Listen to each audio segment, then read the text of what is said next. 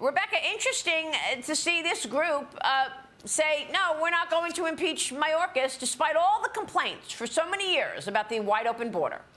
Maria, the level of duplicity that we are seeing at absolutely every level. Todd just mentioned that obviously Trump can be, basically indicted. We can have a speed race on the documents that he has, but no one wants to even acknowledge that these documents and this information is coming forward about what Biden has had. And, people are sick and tired of being directed one way if it's one political party, but another if it's another. We are awake, we are aware, and we are not going to stand for it anymore. I feel like I'm speaking for the American public and saying enough is enough. Treat everybody the same.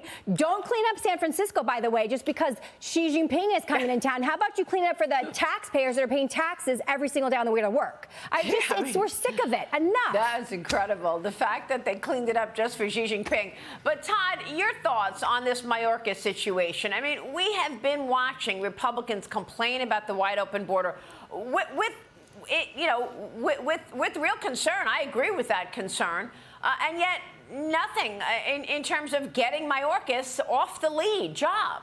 Yeah, I'm confused as to 7 of those 8 names. Ken Buck is obviously auditioning for CNN. We know why he sort of took that position. But the 7 of the other 8, I mean, they were even on this very program. California, ISA, what the heck? Exactly. They seem like they have been the ones that have been saying, hey, we got to get rid of Mayorkas. We need to solve this border. So there obviously is some sort of pretext to why they voted the way they did.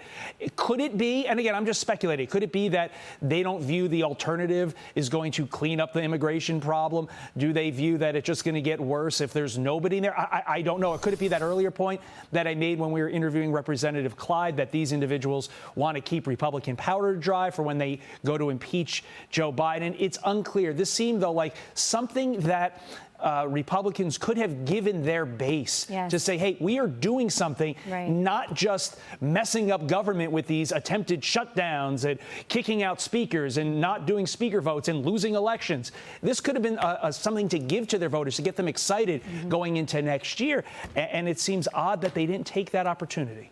Yeah, it's I'm not sure why the border is probably the biggest dereliction of duty in all of these dumpster fires that have been the result of the Biden failed policies. So we'll see. But you made a good point, Todd, in terms of, being afraid to go forward. Isn't that what we heard or were being told from Mike Johnson on the impeachment potential of Joe Biden? Will they regret it later?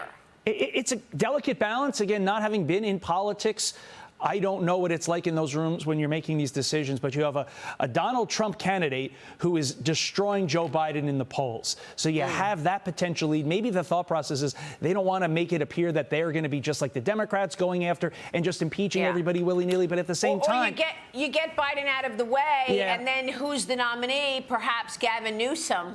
But to your point, Maria, that you made with Representative Clyde, there was something done wrong here. And when you do something wrong, there need to be consequences. That's right. Republicans making a calculation here, but they're not necessarily holding representatives' feet to the fire, the representatives we pay with our tax dollars.